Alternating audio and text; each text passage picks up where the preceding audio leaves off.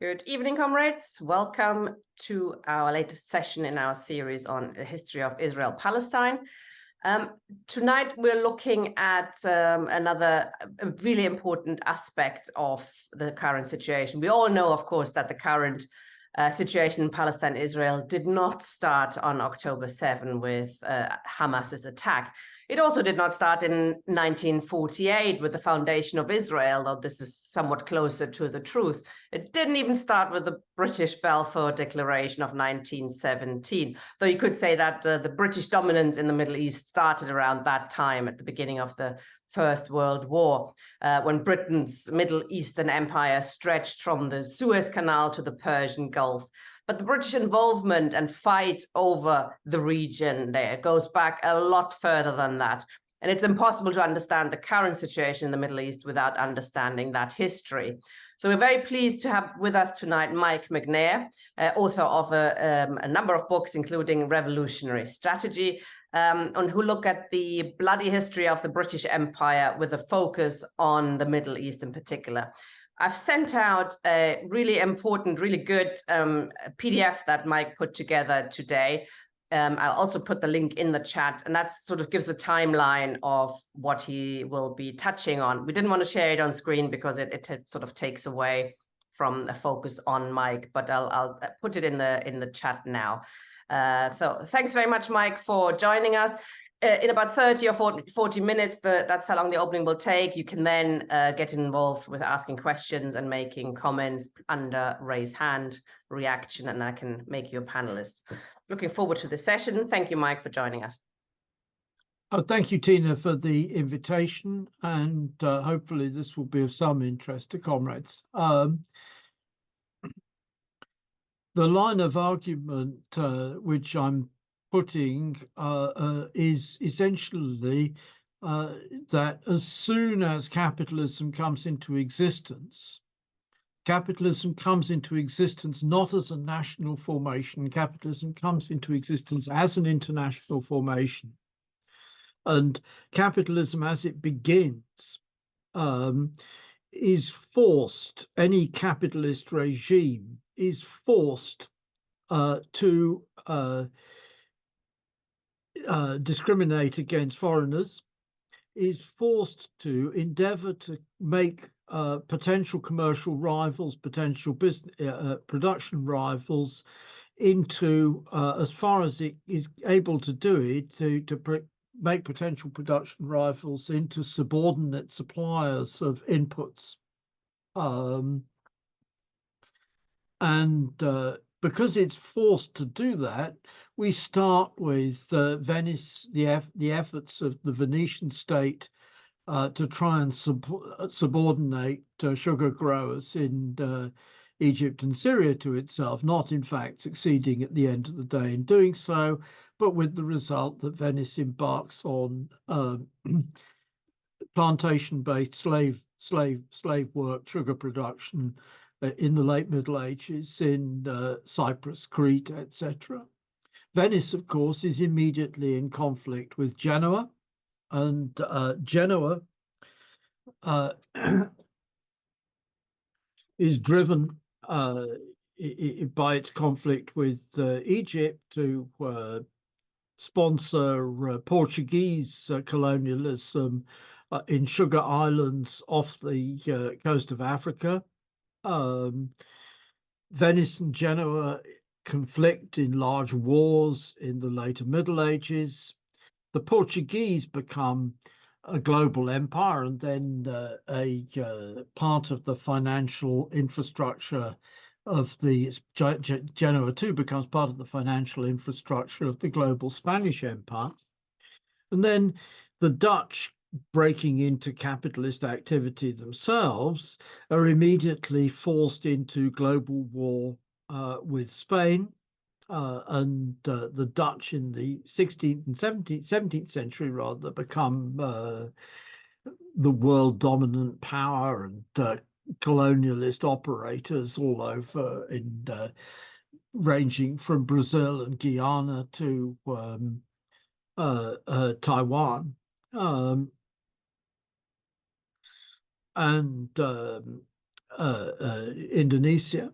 And the British, as soon as the British become a capitalist operators, the British as capitalist operators are driven in equally to global operations.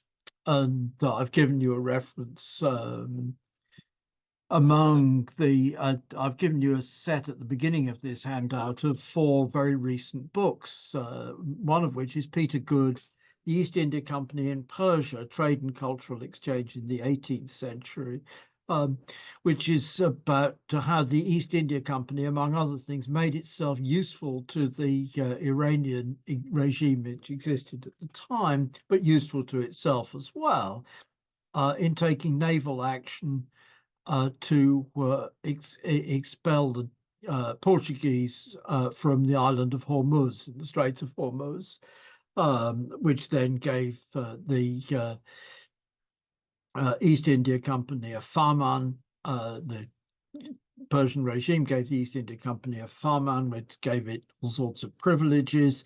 And one of the things, it continued to be the case through the 18th century, that the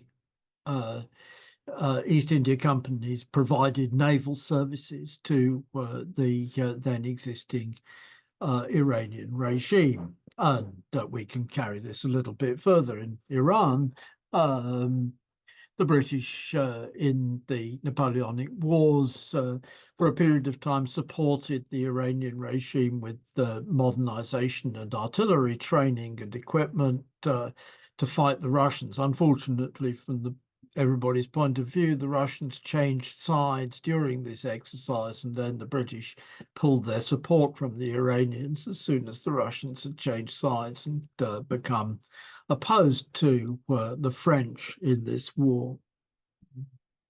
So as soon as we have a capitalist state, we have capitalist geopolitics and capitalist imperialism. And as soon as we have a capitalist state, we have capitalist politics and capitalist imperialism. We now kick off in the narrative handout, which I've given you, with the French Revolution,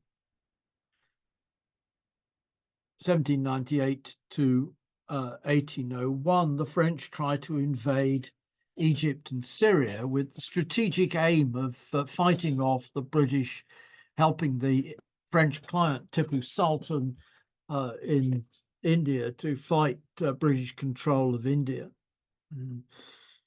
It's defeated. In the Battle of Abu Qir Bay, the French fleet is destroyed in 1798. The French have still got a large army in Egypt, and in 1799 they advance into Palestine, Syria. They're defeated by the Ottomans with British naval assistance at the Siege of Acre in March to May 1799. And the British give further naval support to the Ottoman Empire and invade themselves with an army in 1801, and the French are forced to capitulate. So the British are fighting with the French, and they're fighting with the French over the control of Egypt, but also inevitably over the control of Syria, Palestine. The British, the upshot of this is that the French are in fact kicked out of Egypt, and there is a creation of a semi-independent regime in Egypt, theoretically part of the Ottoman Empire, based in Istanbul in Turkey, but in practice semi-independent, around this guy Muhammad Ali, who was an Albanian born in Kavala in what's now Greece, and his Albanian military forces set up a semi-independent state.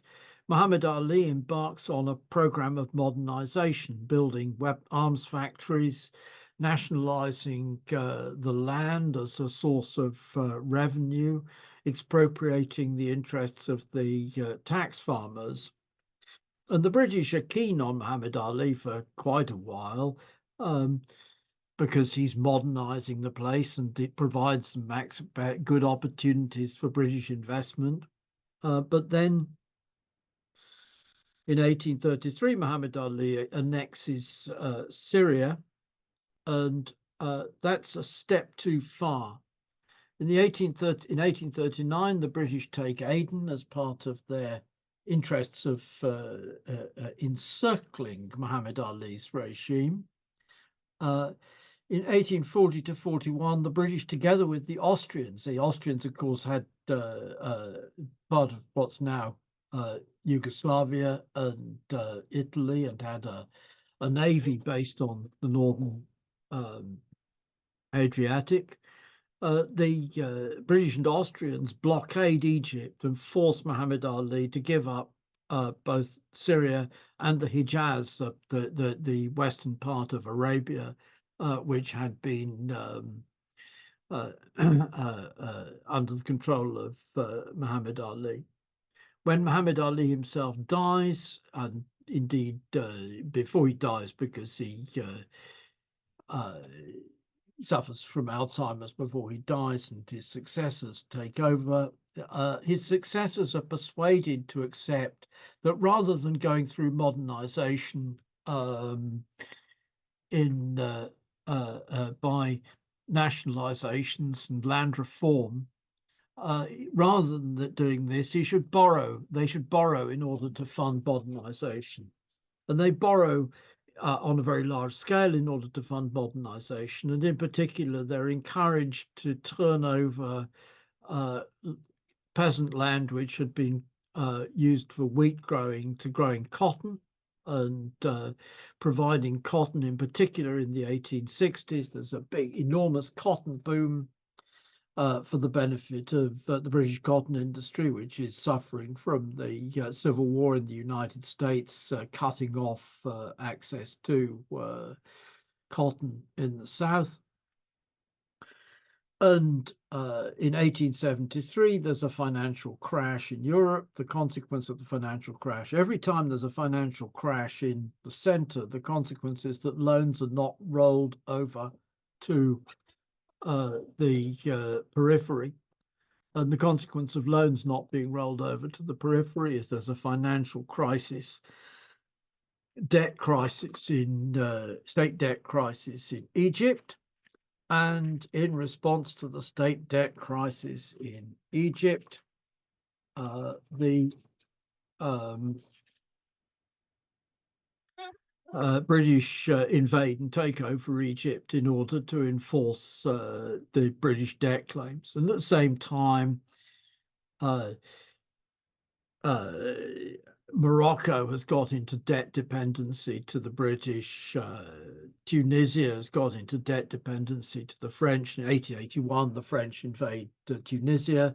The French had previously invaded Algeria, not as an anti-piracy measure in 1830. So that this context of inter-imperialist conflict, it's not just a context of that the British are forcing the Egyptians not to compete with the British, but instead to produce raw materials, in this case cotton, for the sake of the British. It's also that the British are in inter-imperialist conflict with the French from the moment of the French Revolution, because as soon as France becomes a capitalist country, France is obliged to wage aggressive war on the British in the hope of escaping from the British dominance, which would otherwise hold the French in subordination. Now, at this point, we come to Anglo-French conflict is running, and it runs below the surface and continues to run below the surface. But in 1861-65, America breaks free from British control by the Civil War. In 1859, 61, Italian unification creates a more or less independent state. And over the same period, 1860 through 1870, a series of wars creates a German unification under the head of Prussia, which again becomes more independent, so that the system of British control and British world hegemony is breaking down gradually. And in this situation, we get the scramble for Africa in the 1880s, and not just scramble for Africa, but scramble for colonies much more generally. These I've just referred to, Egypt and Tunisia, and but we can add the French go into Indochina, this approximate period that the British go on picking off places around the world, but also scrambling to increase their holdings in Africa. Germany's the latecomer on the scene, but they rush also to acquire colonies in East Africa, in Southwest Africa.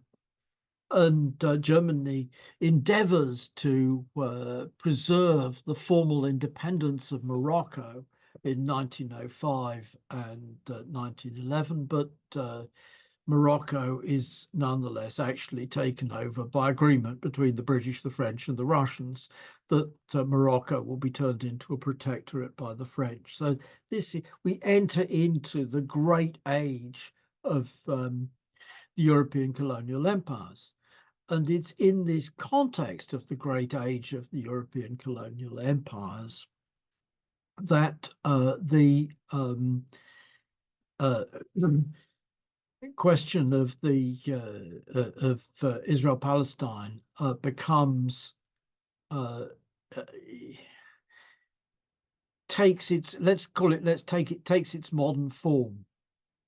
Pushed back a little earlier, we have had already in the 1850s the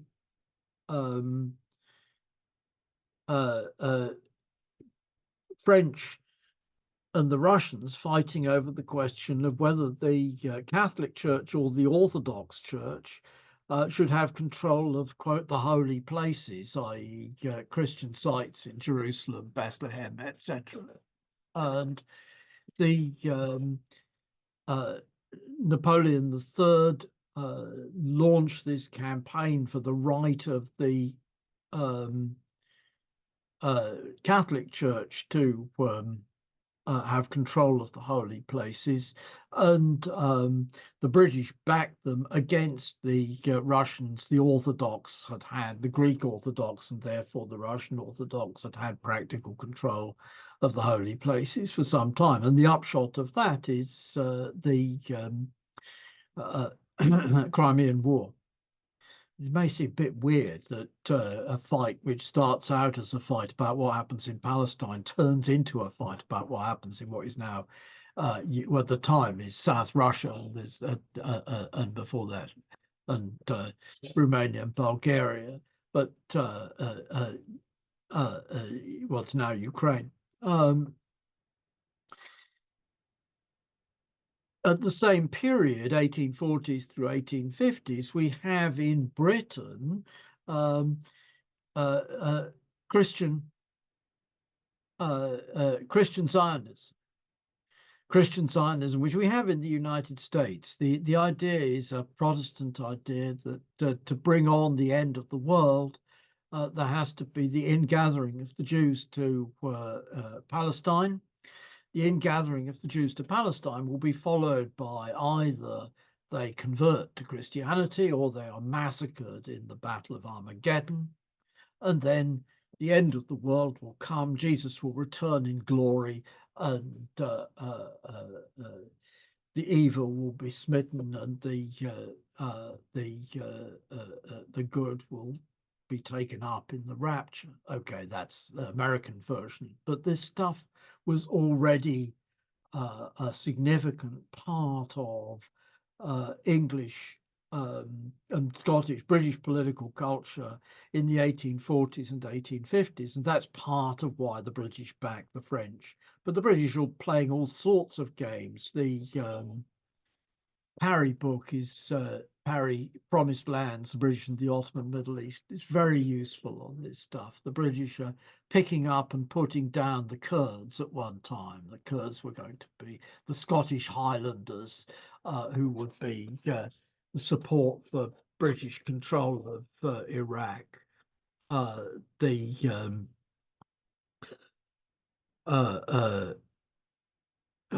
Druze in Lebanon were going to be, there was a plan, fucking stupid idea that they were going to convert the Druze to Protestantism because they were really more Protestant than other sorts of Muslims, and all of this sort of bizarre fantasies, which the United States, of course, has its own now bizarre fantasies, but Britain, it's extraordinary to think of it now, just how religious British politics was in the 19th century and right down to the Second World War. It's Second World War and after that British politics began to be stripped of its acute religiosity and become different from American religious politics. In any case,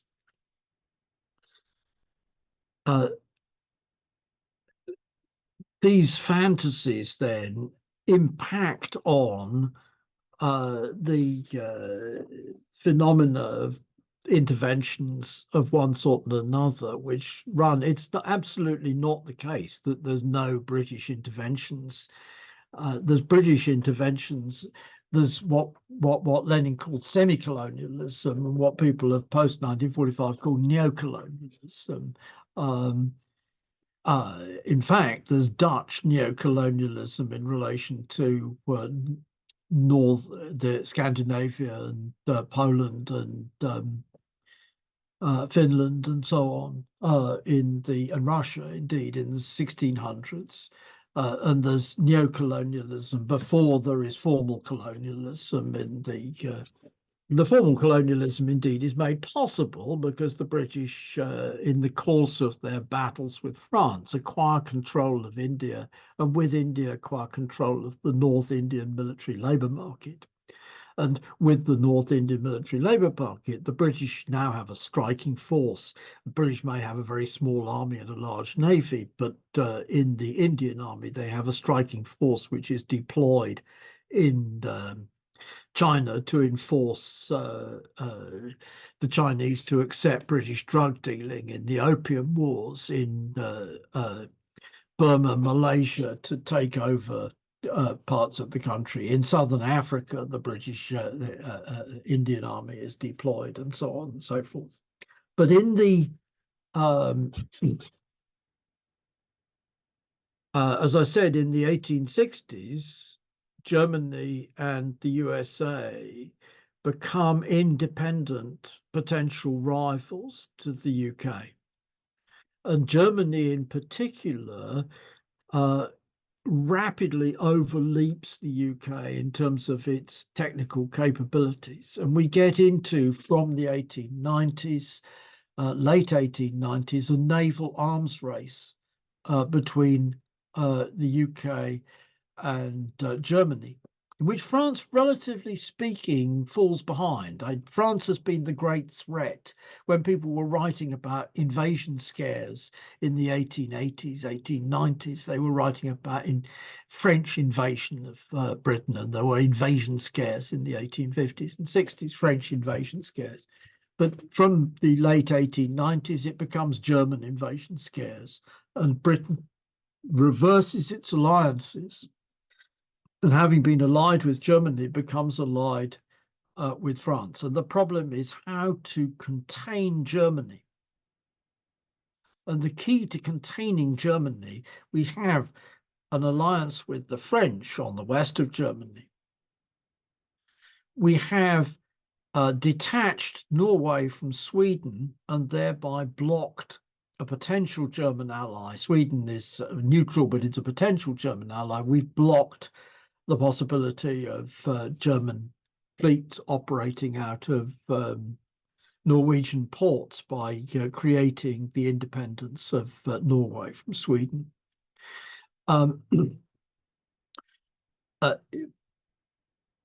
We have a partial alliance with Italy in the south, but what about the southeast?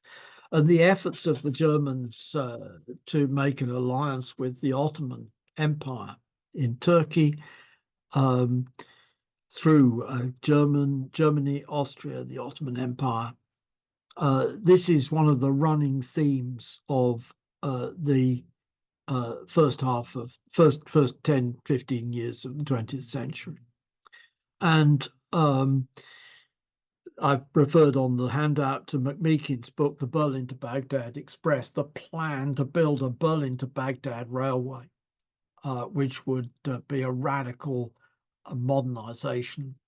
From the point of view of the Ottomans, the German alliance promised them the possibility of escaping from creditor control, like everywhere else. The scam, the standard financial scam, borrow in order to develop. And then if you borrow in order to develop, you'll be able to pay off the loans. And it turns out that the loans are not sufficiently rapidly rolled over. The mortgages are foreclosed. And in the case of Turkey, the Ottoman Empire, the British and the French take over the tax system and insist on extraterritoriality, that British and French citizens are not subject to the Ottoman courts, so that they can commit whatever crimes they like with impunity. So that the Ottomans, by allying with Turkey, could have the chance of escaping from British Anglo-French control. Meanwhile, the tech arms race, the naval arms race for tech, shifts in the early 1900s from coal-fired ships to oil-fired ships. And the shift from coal-fired, we're only just beginning. The motor car doesn't become an effective weapon of war until during 1914-18. The aircraft doesn't become an effective weapon of war until during 1914-18.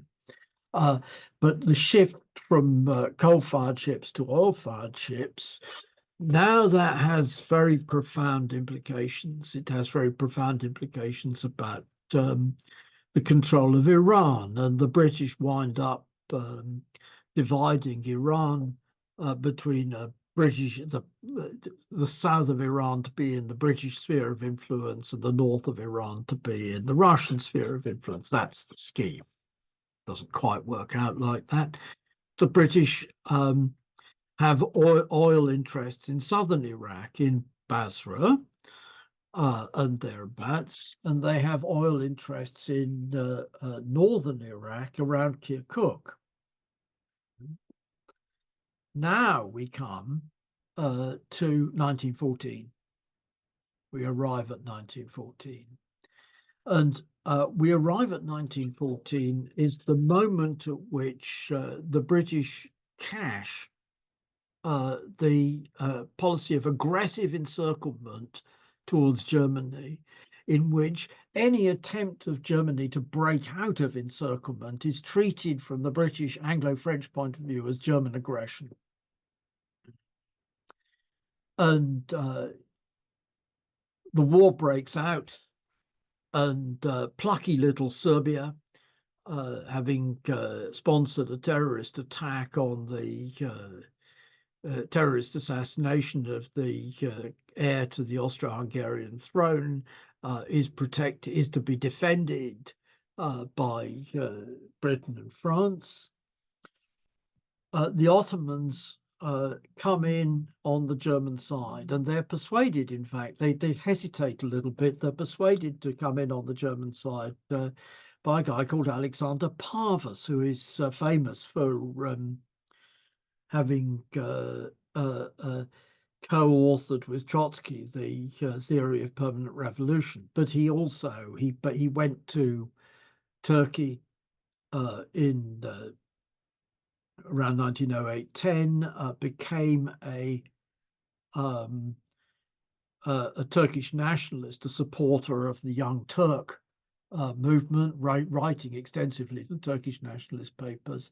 And he argues that from the point of view of Turkey, and indeed from the point of view of the colonial world as a whole, the victory of Germany in the 1914-18 war is the road to liberation.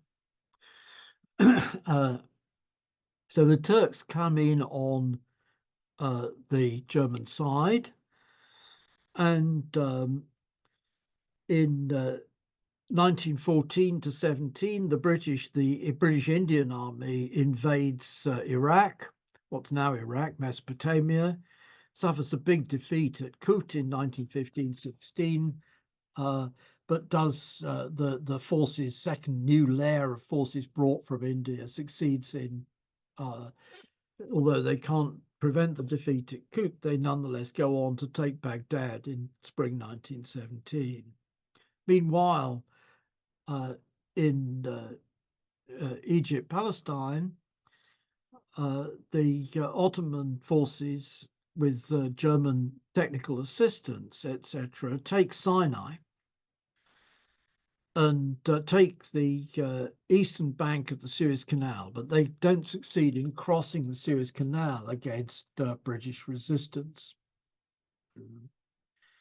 In 1916, the British enter into the Sykes-Picot Agreement. The Sykes-Picot Agreement is really important.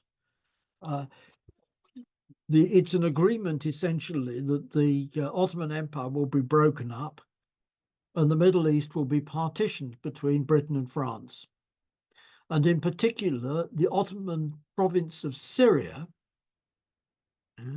will be partitioned between Britain and France. And the northern part of the province of Syria will be divided between, given to France, and divided between a Catholic, a Christian territory, which is Lebanon, and the Muslim territory, which is what's now Syria. And the southern part of it will be given to Britain for the sake of the,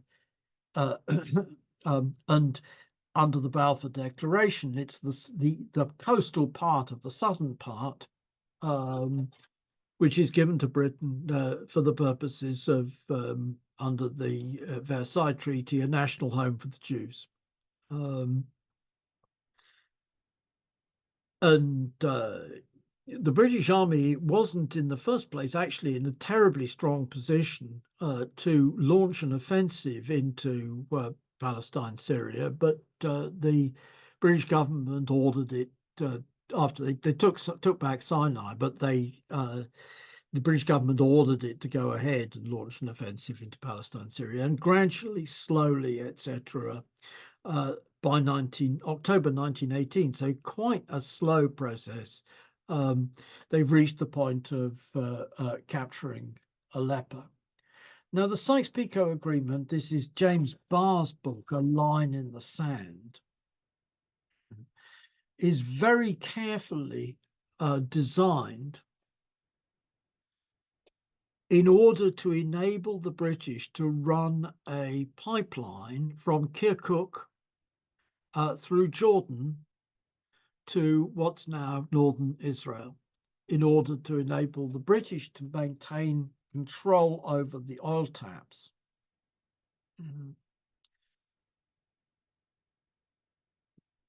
The oil in Libya is not at this time, as far as I'm aware, the oil which is developed, the oil developed in Libya is developed very much later. The oil in Saudi Arabia is known of, but the oil in that's really developed is in southern Iran and in southern Iraq and in northern Iraq in Kirkuk. And at the end of the day, what's in question is the British government is succeeding in running the partitioning of the Middle East in such a way as to secure its control over oil taps, and its control over oil taps is aimed. It's not aimed at as the blockade of Egypt had been aimed to prevent an autonomous Egyptian capitalism developed. The 1840 blockade in Egypt has been aimed to prevent an autonomous Egyptian capitalism developing. But this is not aimed, this of 1914-18, this is about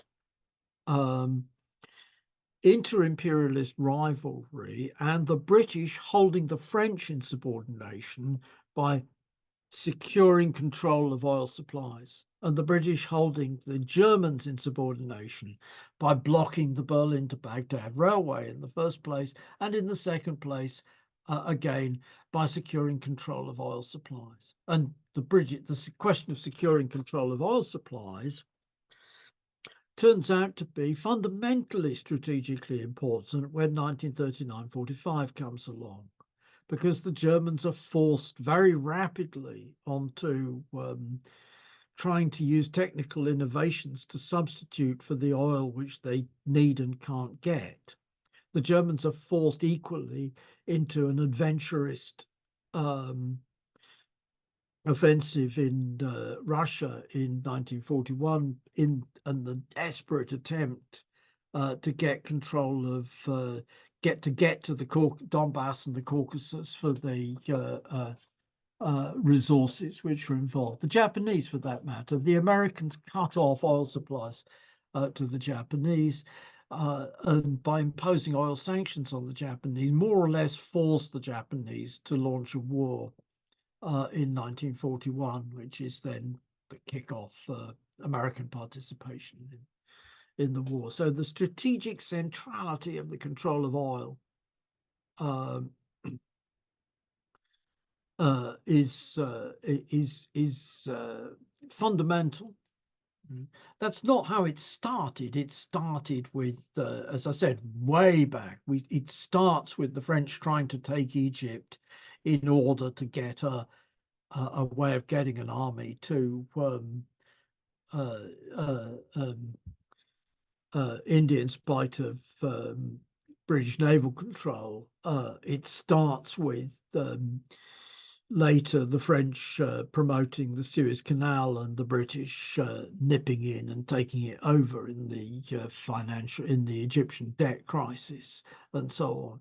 But by 1914, it's become about the control of oil, and it is still about the control of oil. The United States, one of the US generals has said in testimony to Congress in the very recent past, by our control of the Middle East, we have our throats on the neck of the Chinese economy.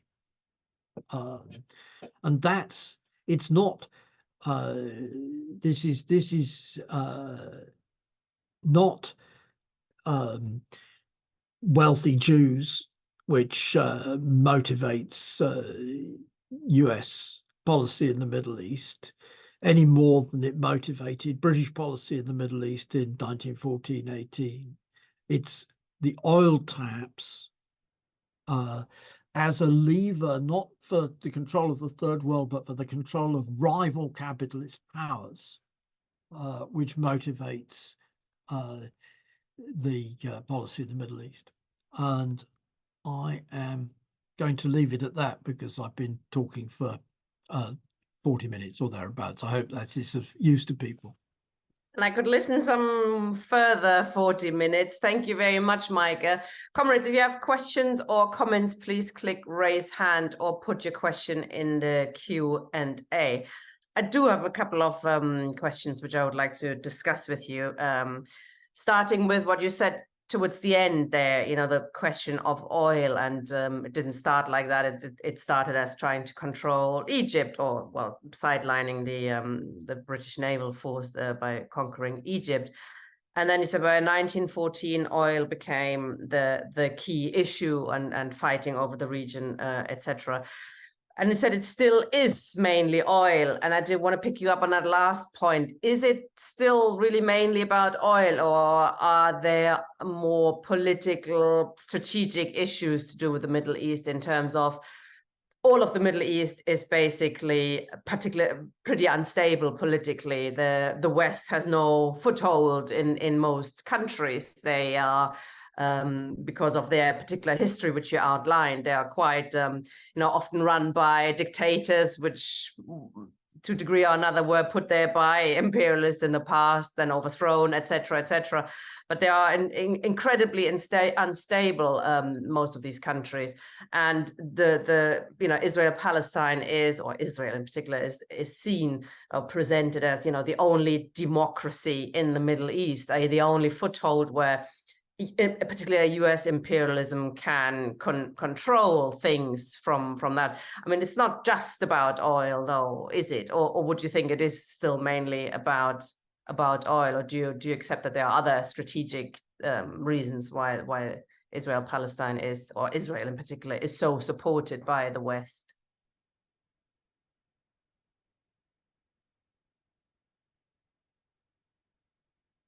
Do you want to answer that? Yeah, sorry. Do you want to do two or three, or is it one by one? Okay, then I'll ask you another couple of things myself, and then I'll bring later in other people. Bring me in after 4 or 5 questions. Okay. That's probably better.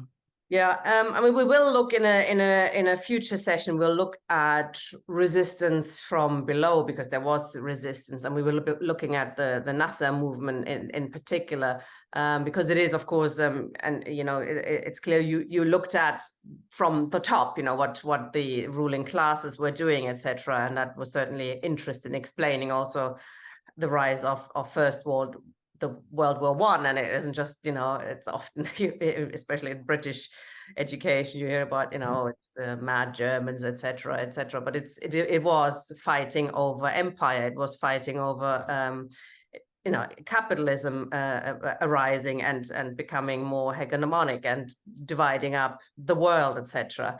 And I thought your first sentence, which was almost like a throwaway, was very interesting about how capitalism develops. And I wonder if you could speak about this a little bit more. You're saying, it's not a national thing, capitalism. It arises internationally, but then you need national countries or governments propping up each capital, and that dynamic, which seems a contradiction. That even today capitalism seems global, companies are global, etc. Do national governments really still matter in terms of subsidies, etc.? Has that changed much, or is it still? Do you still see that capitalism has, in a sense, a national support system going on? Is that enough for the first round, or shall I bring on some more people from the floor? Okay, quite a lot in there, so I'll deal with these. I think 3. How far is it all about oil? In my opinion, it's very important not to misunderstand how it's about oil. It's about oil as fueling military forces. Because the United States has veto control of the supply of oil to rival capitalist powers, it can enforce against those rival capitalist powers. So, for example, it forced the Japanese to revalue the yen and to cut Japanese exports to the United States. And the result has been 40 years of stagnation in the Japanese economy. The United States is able to do that because it has military dominance, because the threat which lies behind the insistence on adapting your policy is at the end of the day a military threat, and that military dominance is guaranteed in essence by controlling the oil taps. It's not just by controlling the oil taps, but controlling the oil taps is fundamental to it, and it's veto control. It's not producing in order to enforce cheap oil, because as often as not, the United States wants the price of oil to be sky high for the benefit of the oil companies and at the expense of oil purchasers. On other occasions, for example, currently because of the war in the Ukraine, the United States wants the price of oil to be pulled down in order for the Russian regime to have difficulty in raising funds by selling oil, though they're not having a great deal of success with that.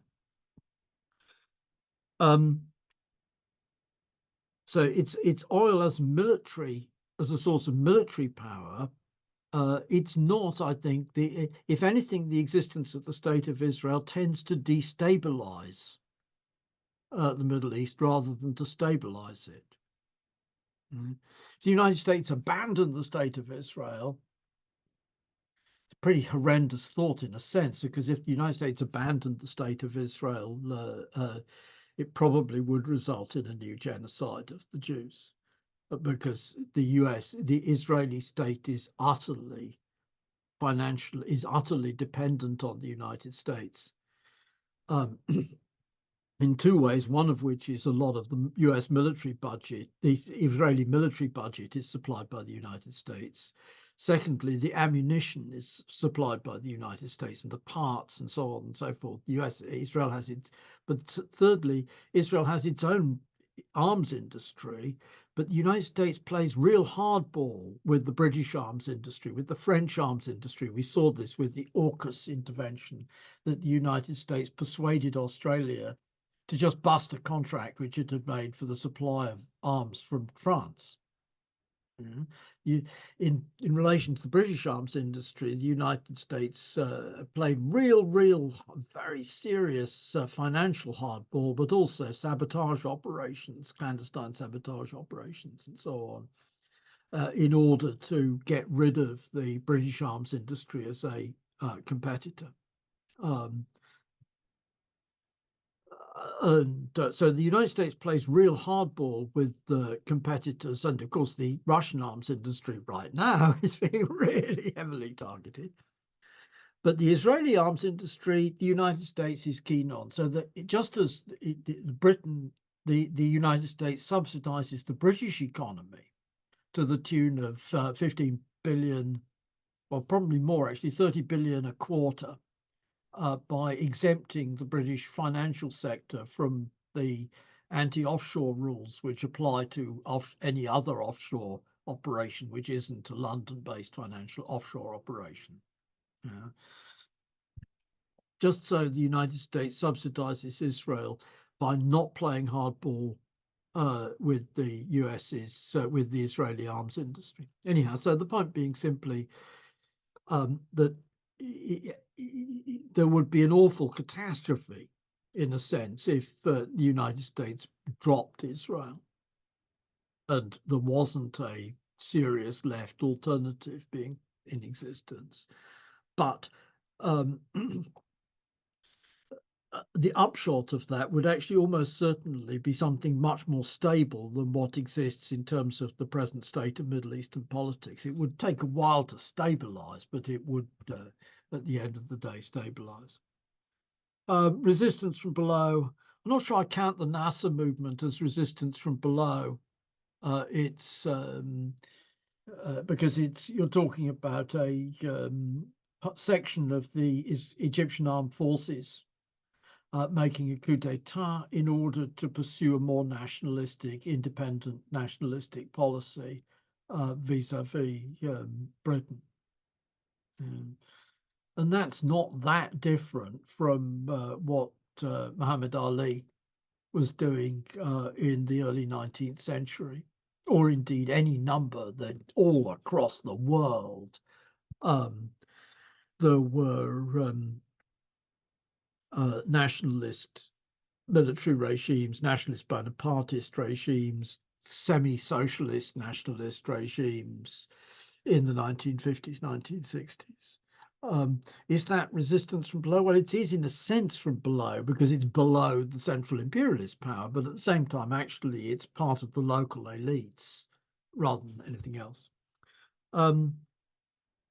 Capitalism arises internationally. Yes, capitalism arises internationally in the essentially in the shipping industry, in the large-scale shipping industry, which emerges in the both in the Mediterranean and in the North Sea in the 1300s. Ships get big enough that you can have bulk cargoes and you can move, say, wool from England to the Netherlands to be processed and then move the cloth from the Netherlands to the Mediterranean, where it's then sold on into the Dar al-Islam, the Islamic countries, in exchange for stuff which had been bought in from the Islamic countries. Okay, so but the flip side of it, are the capitalist states national states? Well, I want to be a little bit ambiguous about this, because if you think about it, the Netherlands, well, Venice and Genoa are states, but they're not nation states. The Netherlands is a subnational. It's a chunk out of part of the Low Countries, which was a national grouping. Britain is supranational. It's a conglomerate. It starts out as a conglomerate of England, Scotland, Wales, and Ireland. The United States is not national at all. France is actually also supranational. It includes Corsica. It includes part of the Basque Country. It includes Brittany. It includes a chunk of German-speaking territory in the Rhineland. Germany is subnational. It doesn't include Austria. So capitalist states have patriotism as states. They function as states. They aren't necessarily nation states. The United States is not a nation at all. It's just a state. But secondly, capitalism does require the state, and it requires the state because there is not enough gold, silver, and copper in the world for the transactions needs of any complex economy. So that already in the emergence of capitalism in the late Middle Ages, a lot of transactions are being done by commercial paper, bills of exchange, promissory notes, and so on. And this commercial paper only works as money because there's state enforcement of debts. Because how the hell, if well, the United States actually tried, in a sense, with commercial paper and no central bank in the 19th century, and people had to be constantly looking out for the affairs of the bank, because suppose my Bank of Scotland, I have Bank of Scotland banknotes, and the bank goes bust. My Bank of Scotland, my Bank of Toledo, or Bank of New York banknotes suddenly become worth nothing. So it's the state enforcement of debts which enables the transfer of debts to function as a form of money. And in order, however, to enforce that, the state also has to discriminate against non-nationals, because otherwise it's just too easy to just run.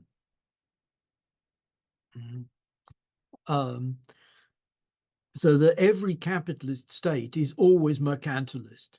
Every capitalist state is always protectionist. The policy of free trade, which the British operated between the 1850s and the 1930s, was a mercantilist policy in favor of the existing British dominance of the international shipping industry. The policy of free trade, which the United States hypocritically pretends to operate, and operates insofar as everybody else except the United States is bound by free trade obligations, but the United States can just fuck everybody else over whenever it suits it. But insofar as it's a free trade policy, is a mercantilist policy in the interests of U.S. finance capital and of shipping industries, which are controlled by U.S. finance capital. So that it's yes, we do actually necessarily and unavoidably have competing capitalist states. We can't avoid that. It's impossible for them to transition to a world state, because there's always a dominant state. as I said, Venice in the late Middle Ages. Genoa never quite gets there. The Netherlands in the 1600s, Britain between 1713 and 1940, the United States since 1940. There's always a world dominant state, but it can't actually get to the point of being a world state because it's bound to discriminate against outsiders in order to make debts effectively enforceable. That's it. Thank you, Comrade. Anne, please.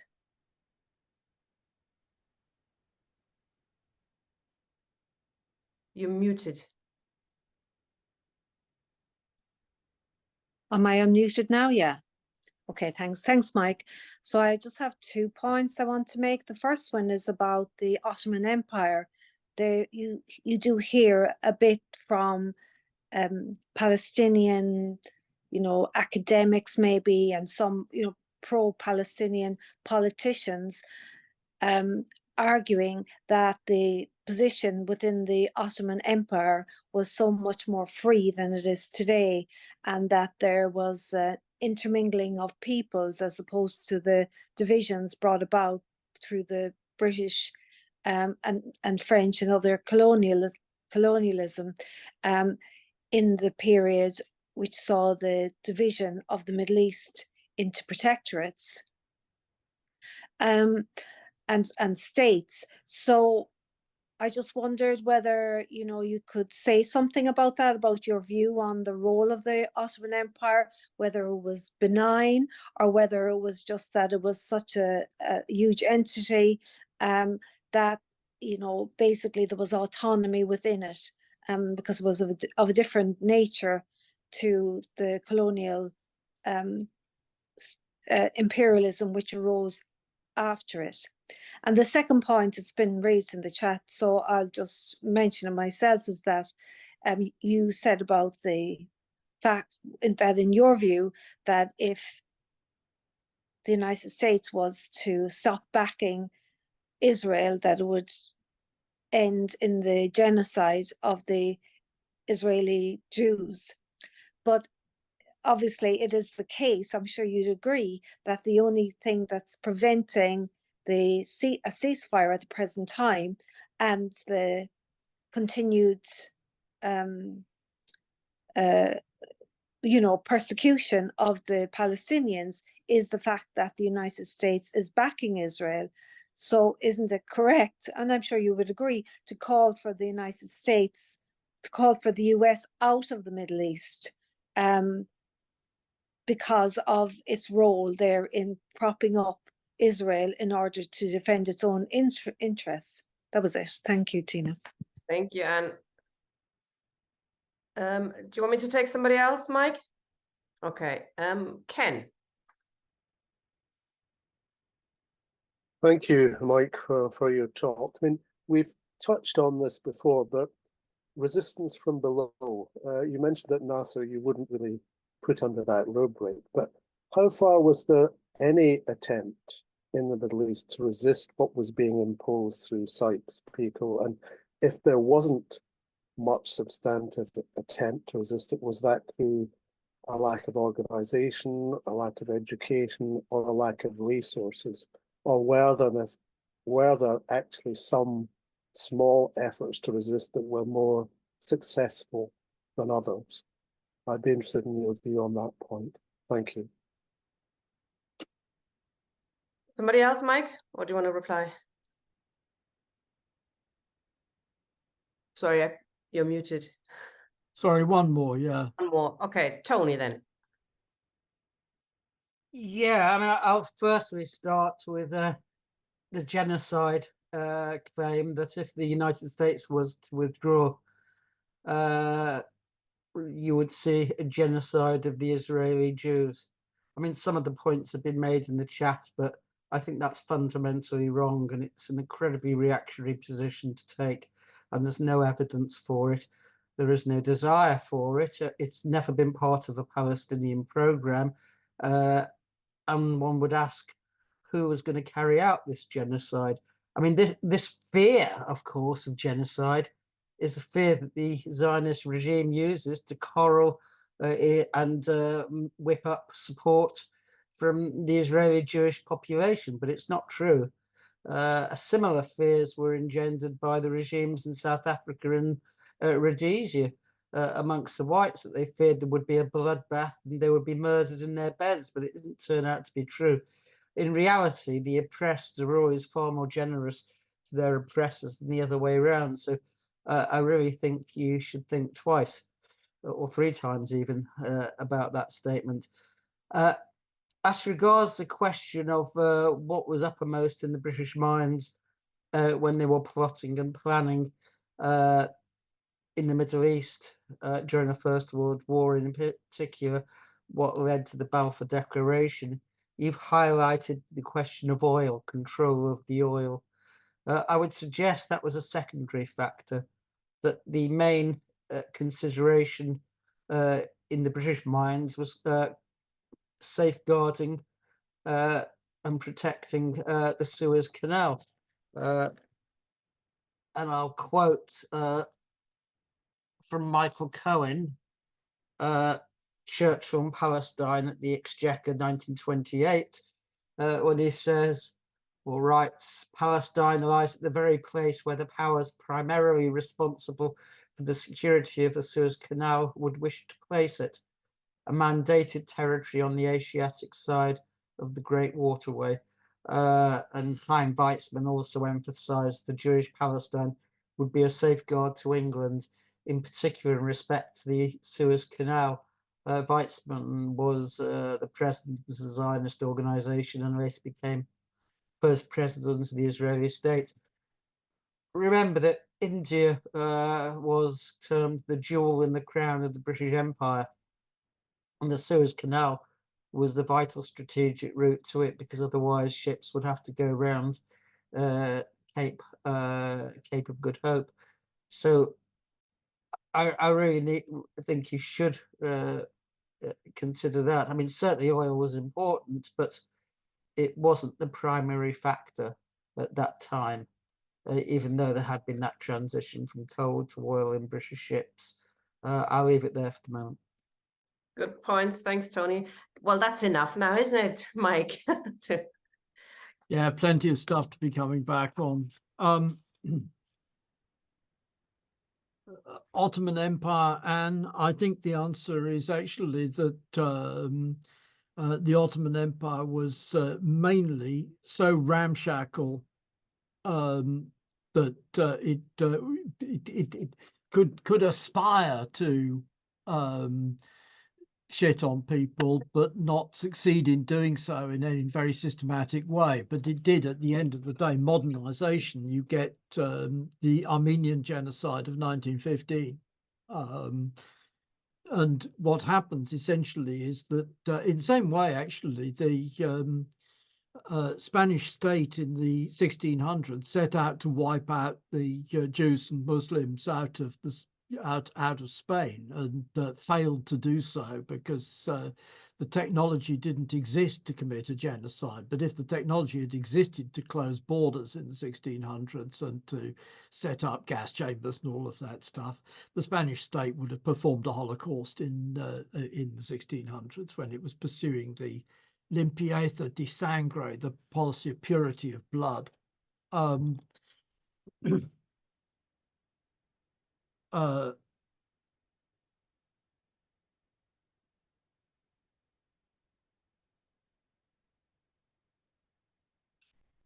The question of genocide is posed in a slightly different way, and the answer is that the Israeli state has got itself in blood stepped in so deep that as go backwards tedious as to go on, as Lady Macbeth, I think it's Lady Macbeth, it's either Macbeth or Lady Macbeth says in the tragedy, and has created a situation where it has summoned up a level of hatred which is held down by fear. Now, that's not it's not that the liquidation of the Jews is the policy of the PLO. No, it's not that the Palestinians are not capable of living with Israeli Jews. No, it's not that. It's that they are, in a sense, sitting on a volcano, which is a volcano which they've created by endless suppression, and which the upshot of which is likely to be, I simply judge that the upshot of this creating a volcano by endless suppression is likely to be an immensely destructive war, not leading to gas chambers and the Holocaust and so on and so forth, but leading to actually the same sort of shit that's happening in Gaza today, except the other way around. And who would be doing it? The answer is it would be the Arab states doing it. And they aren't doing it because of as much because of fear as of anything else. Was oil uppermost or not uppermost? I judge this on the basis of Barr's line in the sand book. In essence, it seems to me it's clearly the most persuasive. Yes, it's also possible to sell this stuff on the basis of protecting Syrians, but it's necessary to be also a little bit cautious about this in the same way as for the United States. The United States has an interest in negative control of the oil taps, which is not an interest in getting cheap oil, because the United States has its own oil production. It's the negative control with which we're concerned. Now, as far as Syria is concerned, Britain has exactly the same interest, because the reality is Britain ran its empire in India with the Cape of Good Hope route right the way down until the Suez Canal opened. And if the Suez Canal had closed in 1920s, Britain would still control the Cape of Good Hope route. So that, yes, it would be inconvenient from the point of view of business to shut down the Suez Canal, but from the point of view of British geostrategic interests, it's absolutely secondary. If it was France which was keen on, which motivated the canal, France which set out in the first place to create a route through Egypt, which would enable the French to get at the Indian Ocean which was originally intended to be a way of enabling the French to get at the Indian Ocean without having to go around the British controlled areas.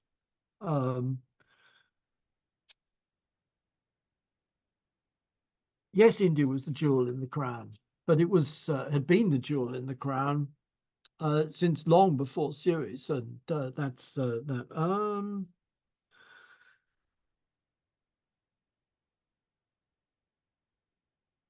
In a sense, I'm following Kautsky, and for that matter, what's the man's name? Nathan Weinstock, Zionism, False Messiah. That the point is that Zionism pushes by pulling Jewish immigration into Palestine, pushes them into somewhere which is at the end of the day strategically untenable. At the end of the day, it's a crusader state, like the crusader kingdom of Palestine in the Jerusalem in the Middle Ages. It hasn't yet lasted half as long as the crusader kingdom of Jerusalem.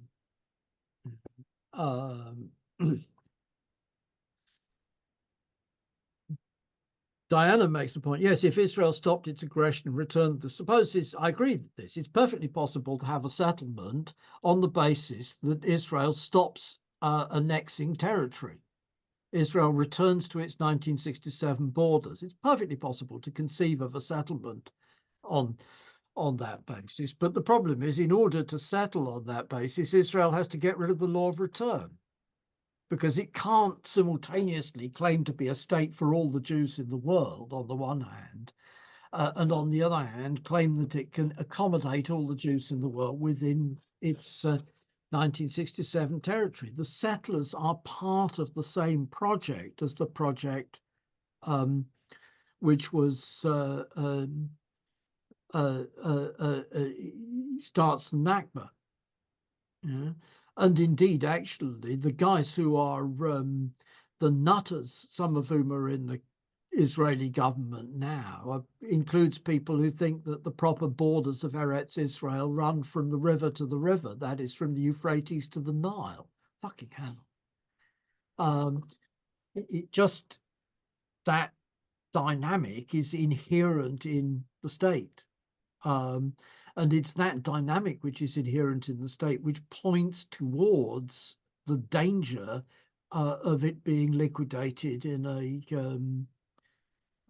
god-awful disaster, which is not to say we don't call for the United States. Yes, we call for the United States to withdraw its political support from Israel. Yes, we call for the Israel to back off, withdraw from the territories occupied in 1967 and make a settlement.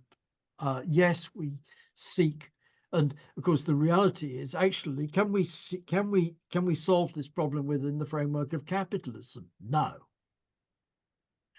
It needs the working class to take over, and it needs the working class to take over it's not a solution within the borders of Palestine. It needs the working class to take over in the region in order to be able to offer a substantive solution. That's it. Thank you, Mike. Tony has a follow-up question. So if it's short, Tony, I'll bring you straight in before I bring in some other comrades. Yeah, I mean, yes, it's true that the British went around the Cape of Good Hope before the Suez Canal was established in the middle of the 19th century, but it was a much greater cost because there is a cost involved in ships going a far greater distance. Also, the volume of trade increased consistently during the 19th and 20th centuries, so the situation is simply not comparable to what it was before. And most experts agree that, and I don't think Nathan Weinstock does, incidentally, although one has to say that he has now done a volte face and is now a Zionist, having written probably the best book on Zionism, the one which you quoted. But I think the majority of opinion would agree that it was safeguarding that route which was crucial. Of course, there are times when it has been disrupted. It was disrupted in the 56 and the 67 wars, for example. It wasn't operational, I think, for 3 years after the 67 war until the Camp David Accords. So it was some considerable time when it was disrupted. But nonetheless, it is, and of course, we didn't have the Indian Empire then, but that's certainly my view. Anyway, it wasn't, oil wasn't the major factor. As regards the genocide of the Jews, I simply think you're wrong. The Arab states certainly have no interest in attacking Israel. Most of them have come to terms with Israel. And indeed, being the sub-clients of the United States itself, those regimes have no great problem with Israel. They would be the last forces to wish to invade. You might think it's logical that the Palestinians would wish to do to the Israelis what the Israelis do to them, but these things in practice don't work out. I mean, the same could have been said in South Africa, for example, given what happened under apartheid, but that didn't turn out to be the case. I haven't spoken to any Palestinians who desire the genocide of the Israeli Jews, although there is an increasing volume of support within Israel for the genocide and the extermination of the Palestinians. The inherent nature of Israel as a settler colonial state is an expansionist one. It's not the inability to accommodate world Jewry. There's very little sign that world Jewry does want to emigrate to Israel. Israel goes goes out of its way to encourage people to come in. But even on the West Bank, there's only 700,000 Jews. They would easily be accommodated within Israel. That really simply is not the problem. It's the nature of Zionism itself that prevents any settlement, because it contradicts everything about Zionism, for a land without a people, to a people without a land. Yes, I mean, that was the founding principle, in a sense, of Zionism. So Zionism is inherently expansionist. I don't think it's intending to expand to the Euphrates and the Nile just yet, although that's part of the biblical land of Israel, Eretz Yisrael. So give it another century, then maybe we'll see them cross the Jordan and proceed apace. But anyway, I'll leave it there. But I certainly don't think genocide of the Israeli Jews is any part of it. Although those fears, of course, a settler community will always fear that what they do to others will be done to them, but they are false fears. Thanks, Tony. Interesting discussion. John, please. Thanks, Tina. Thanks, Mike. What I want to say is basically to ask you to take your basic thesis on imperialism and capitalism a stage further, because the way I see it is that early capitalist relations were involved in the international trade system that you began to describe at the end of feudalism, when feudalism began to wither away to some extent, and certainly the United Provinces was very important in that development. But my way of looking at the relationship between capitalism and imperialism is really, whereas you place capitalism as the big Russian doll and imperialism is inside it, I see it the other way around.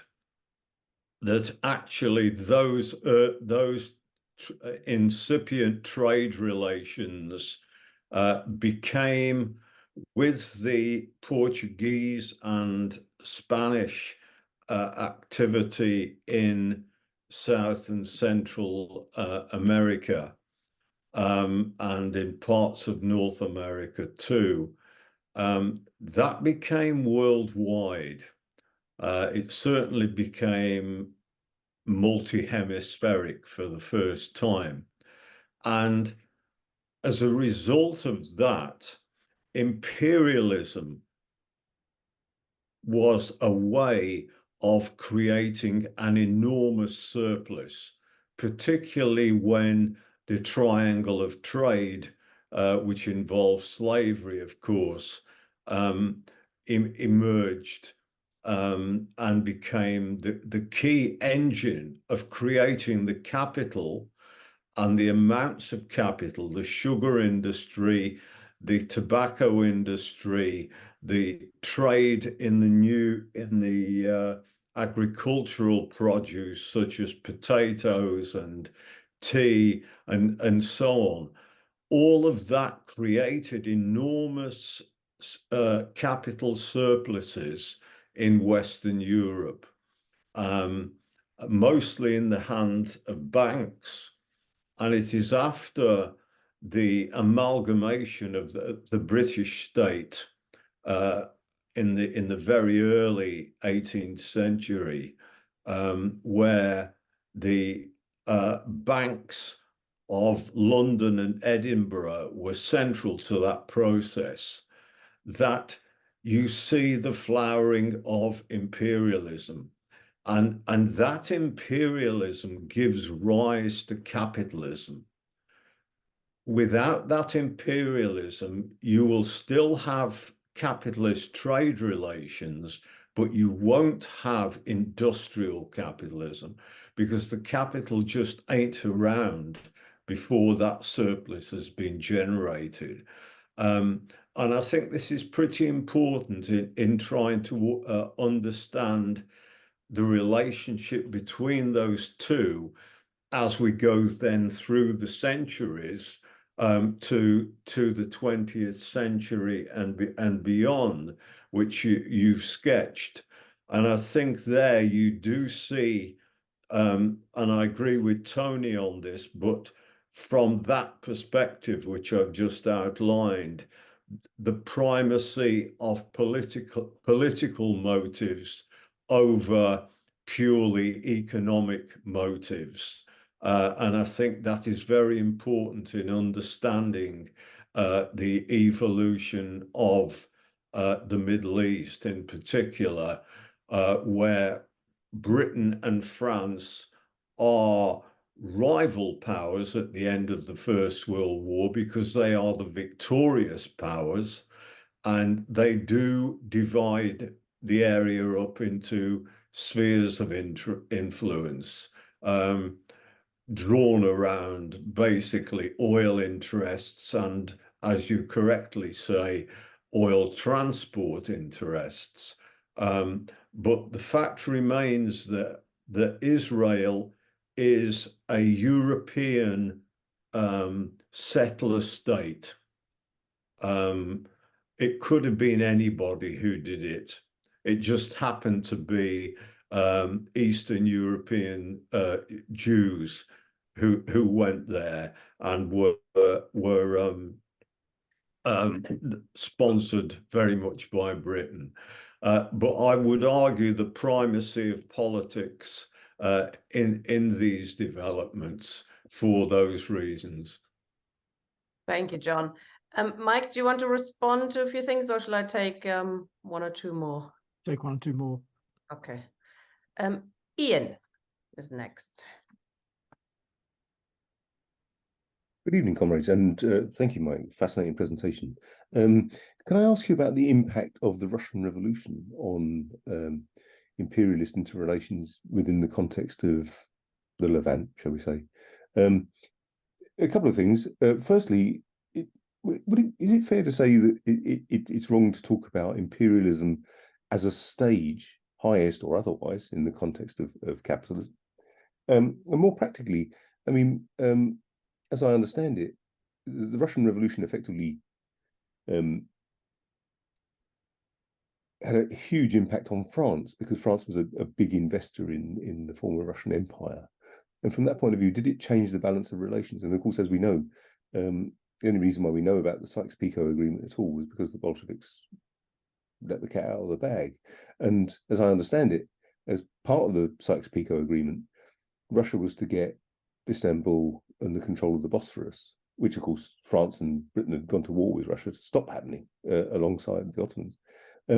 So really it's just about the impact of the Russian Revolution on the power relations between Britain and France in the context of the Middle East.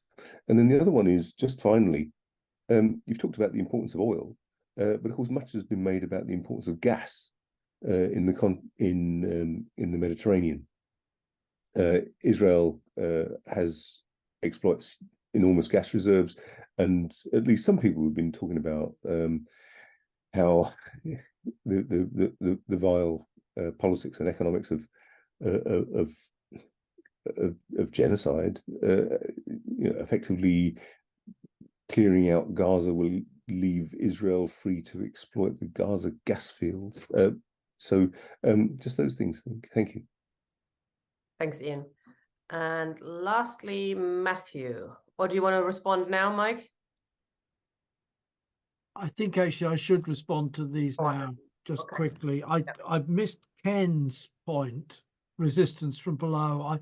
I should have said, and because this actually relates back to Ian's point, and the way it relates back to Ian's point is that after the Russian Revolution, we get both nationalists influenced by the Russian Revolution and communist parties in the Middle East.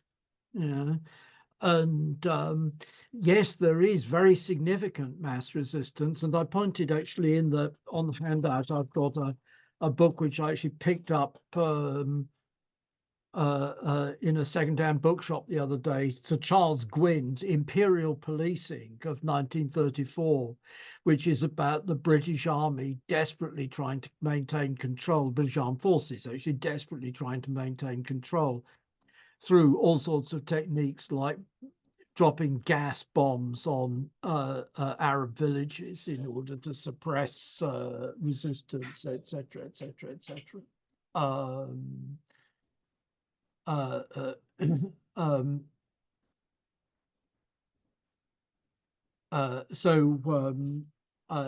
Yes, there is substantial resistance, and the fact that the Russian Revolution takes place, yes, I agree also, means that we hear about a lot of the deals, the carve-up deals, which were entered into in the secret diplomacy in the run-up to 1914 and during 1914 itself.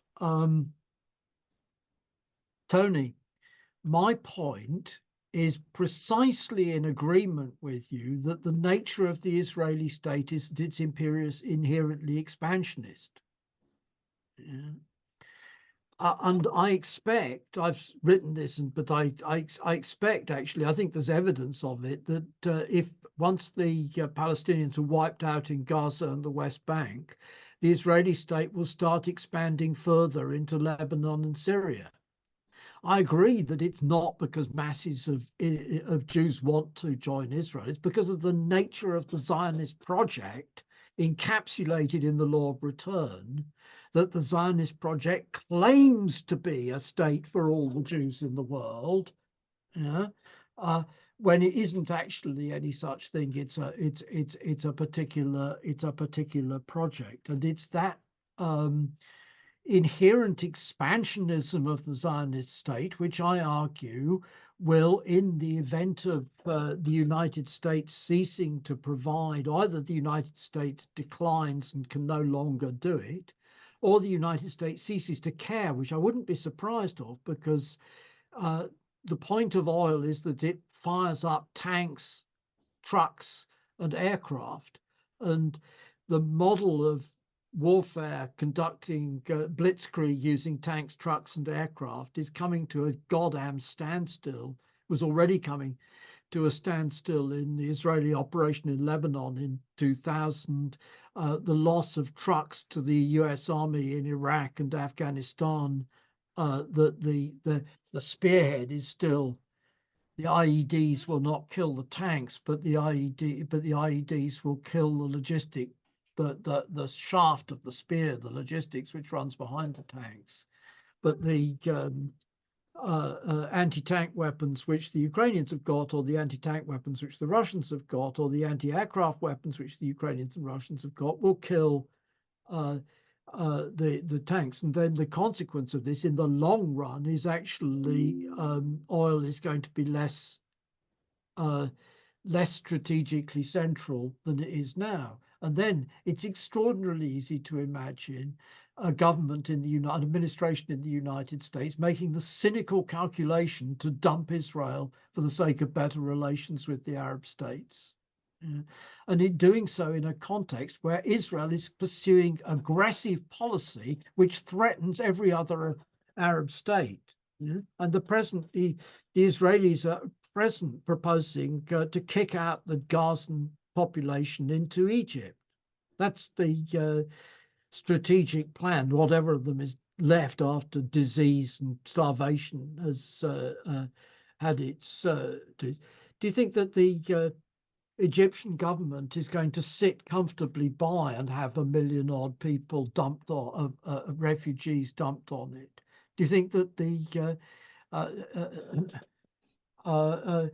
Jordanian government is going to sit comfortably, or that for that matter, that the Saudi government is going to sit which is not that stable. Anyhow, all of this stuff. So that the point is not that there's an inherent impossibility of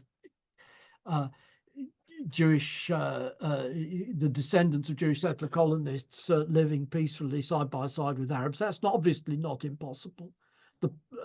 It's a different set of dynamics from South Africa, precisely because of the character of the of the settler project. That the settler project is a project to get rid of the Palestinians and create a pure Jewish pure state. So I've referred to Ken's point, John,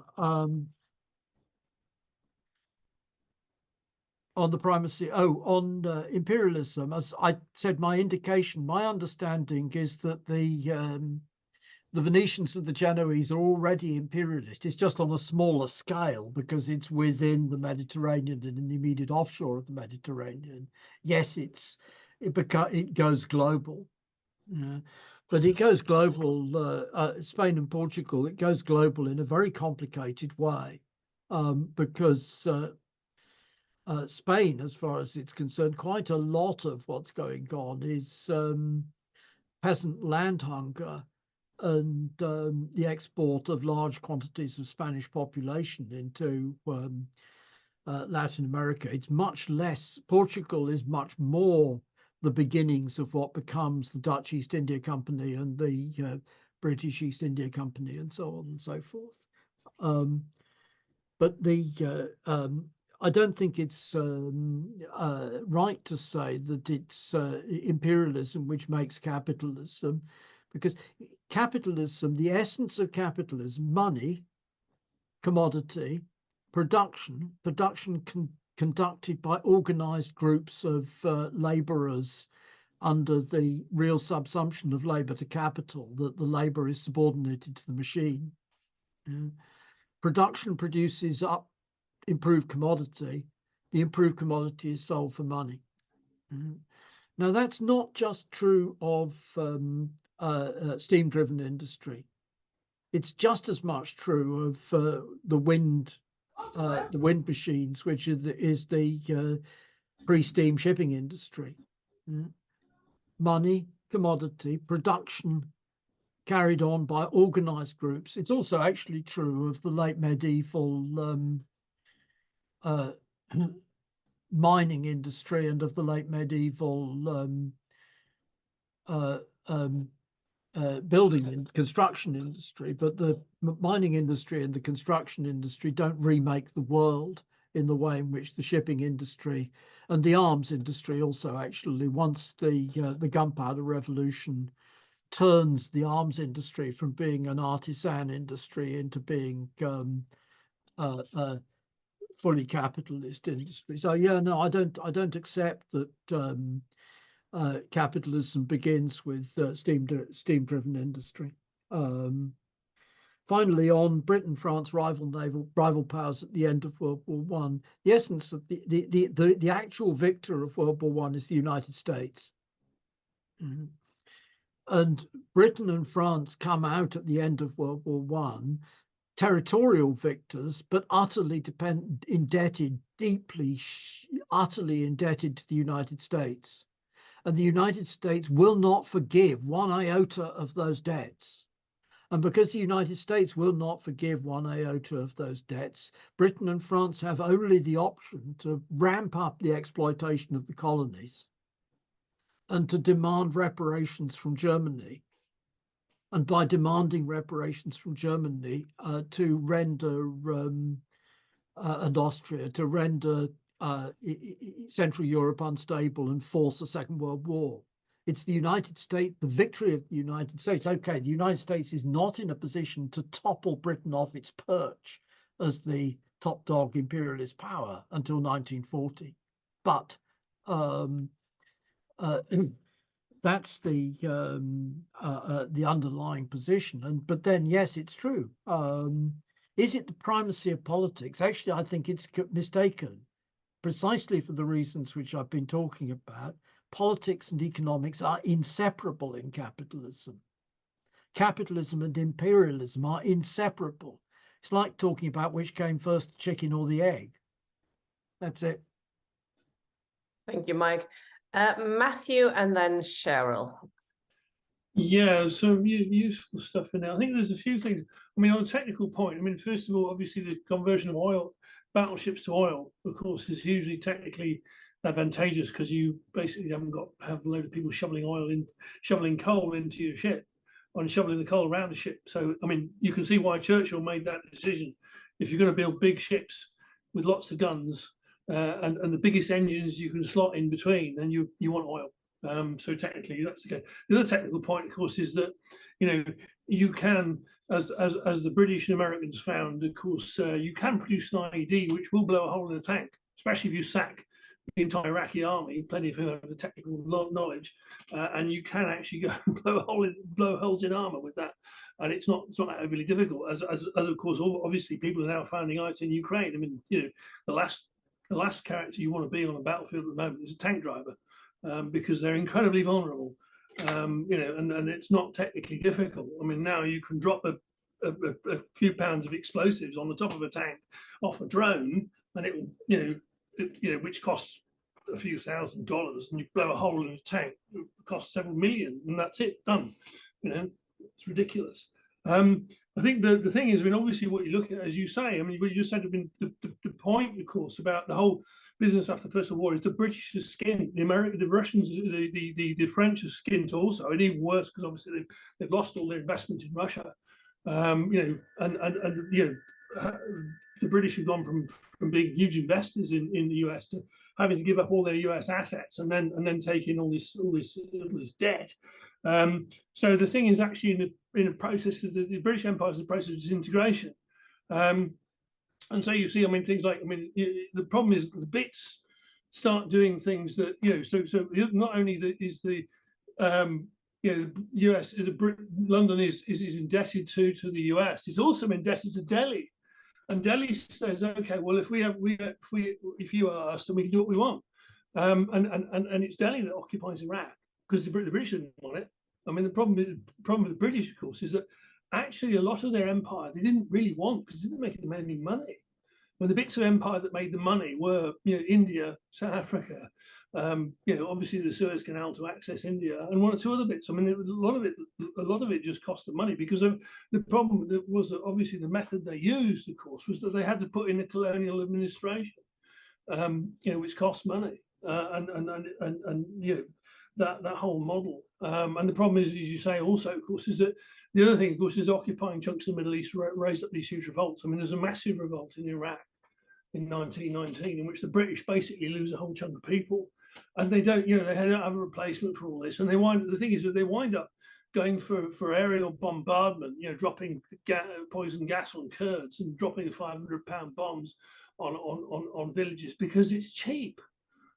It's actually much cheaper to say, okay, well, I've got these RAF aircraft and I can go and bomb these guys instead of marching a whole division of troops in there, which they didn't have. So I mean, the thing is that obviously the methods of the Americans, of course, are quite different because obviously the Americans, of course, instead of sticking in the colonial administration, they go for making alliances with people like, obviously Saddam Hussein is a classic example. A CIA man to his fingertips, is put in power by the Americans and does what the Americans tell him to all the way through his career. You can replicate that across chunks of the world. So you basically get the sort of nuts and bolts repressive stuff you get done locally. You don't have to. One, it doesn't cost you as much money, and two, you don't have to dirt your hands so much. So, I mean, it's then to say, I mean, the problem what we're looking at the moment, of course, is that system itself is breaking down, and the US system is breaking down, and Zionism is breaking down too. So, I mean, what we're looking at, obviously, is the US has been kicked out of Afghanistan.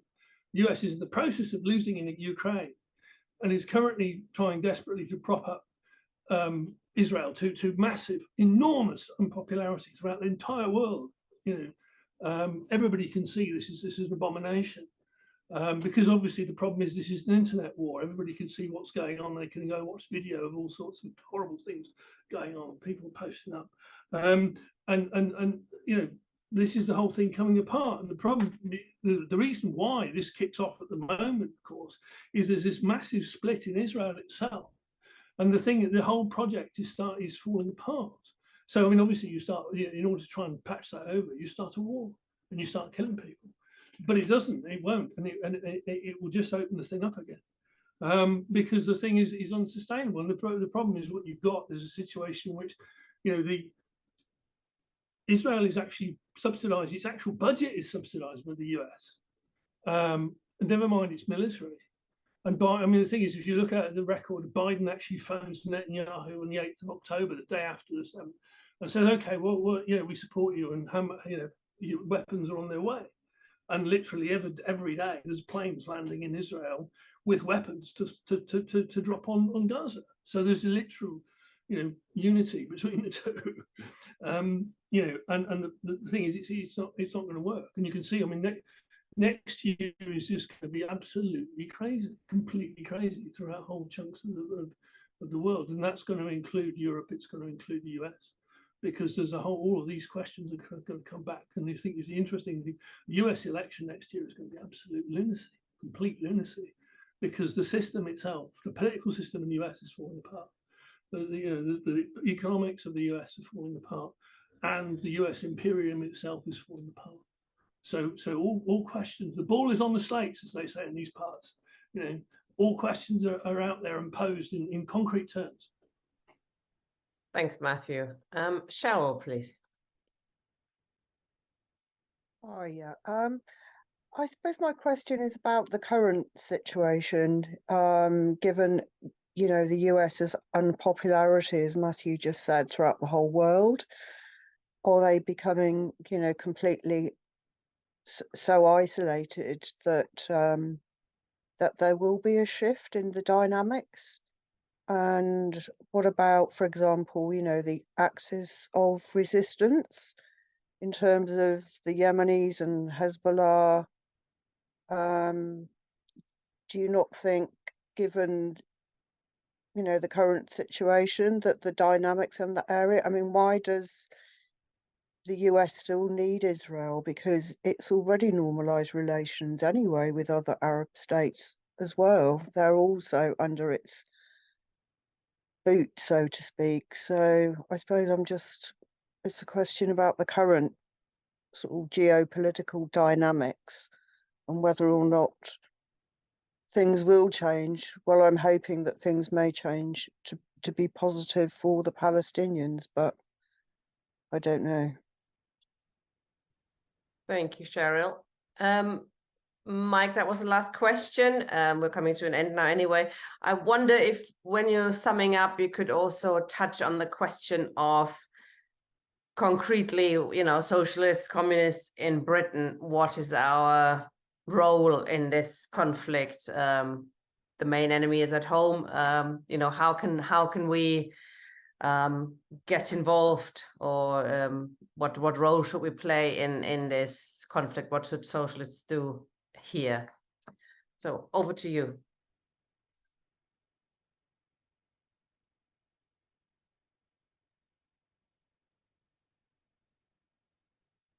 Okay.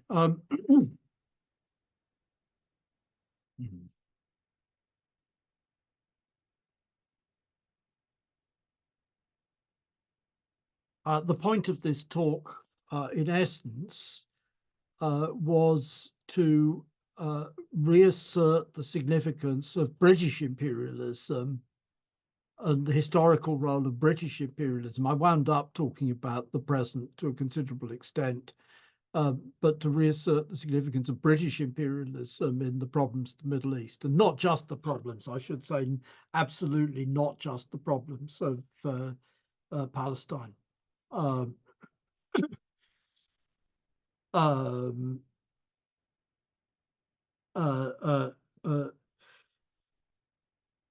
Matthew, actually, the model of indirect rule was the model of Dutch. There's a combination of what the US has, this world network of bases, but the Dutch had factories overseas and ruled largely indirectly. And the British, to a very considerable extent, tried as hard as possible to rule indirectly, and were driven towards direct rule primarily because of the inter-imperialist conflicts, particularly with the French in India in the later 18th century. And yes, Tony's point, Lord Lugan in Nigeria, but it was not new. This was the norm. It's the the formal colonial empires is an odd consequence of the form of British decline. The US is in decline, I agree, but the US is in decline but still dominant. And in particular, actually, we haven't had an American Civil War. If we were to think of who could replace the United States as an imperialist world hegemon, China, it ain't the case. China could play the role of the German Second Reich in the run-up to 1914. And indeed, actually, the United States policy towards China is extraordinarily similar to the British policy towards Germany in 1895 to 1914. That the United States is pursuing a policy of aggressive encirclement of China. The US denies that China has the right to territorial waters. It insists that the US Navy must have free access to the coastline of China. But at the same time, everything which China does to try and limit that encirclement or break out of that encirclement is regarded as Chinese aggression. It is essentially the same policy as the British policy towards Germany. But British policy towards Germany took place in circumstances where France had previously broken free from Britain in 1848-51, and where Germany had broken free from Britain in the 1860s, and decisively the United States had broken free from Britain in the 1860s. In order to be in a situation where the decline of the US, just as the decline of the US considered on its own, poses the question of a radical change in the geopolitics, you'd need Europe to have broken free.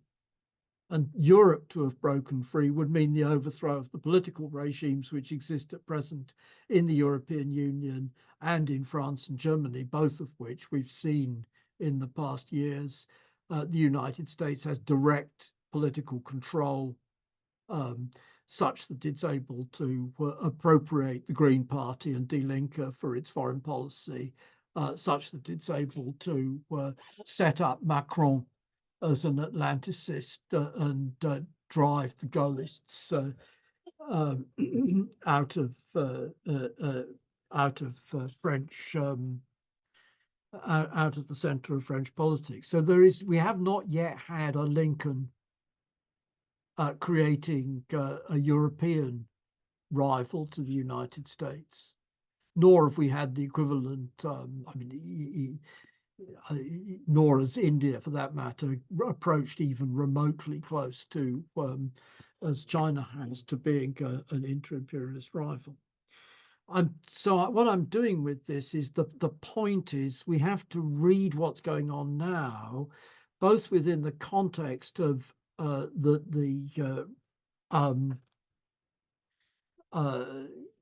Middle East as it at present exists is largely a consequence of Britain's interventions, going all the way back to Britain's interventions in 1798 to 1801.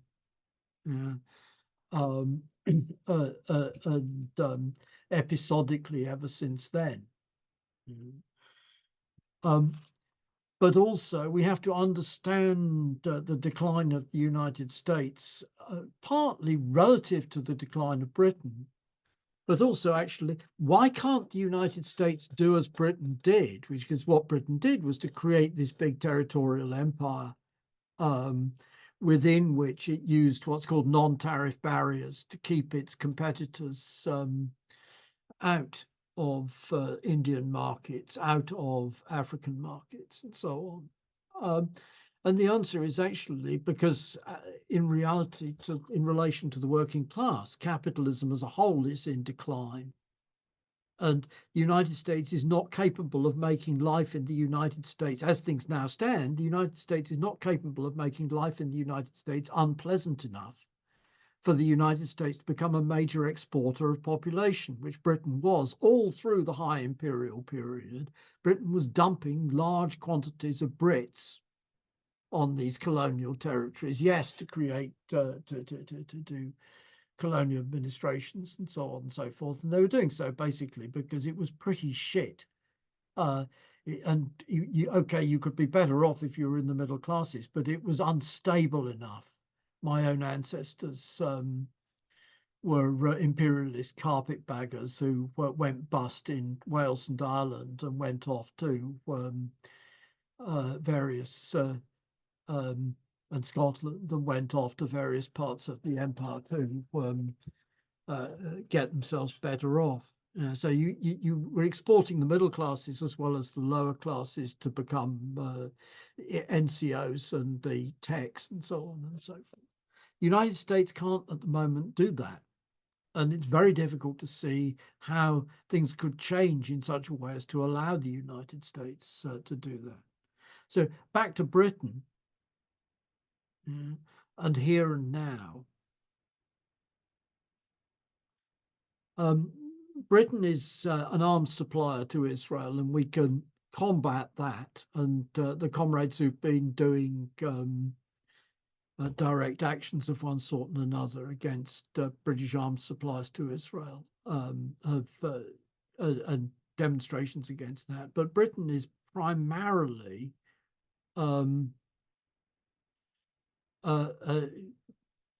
Britain used to be the United States' attack dog. It had an effective armed forces.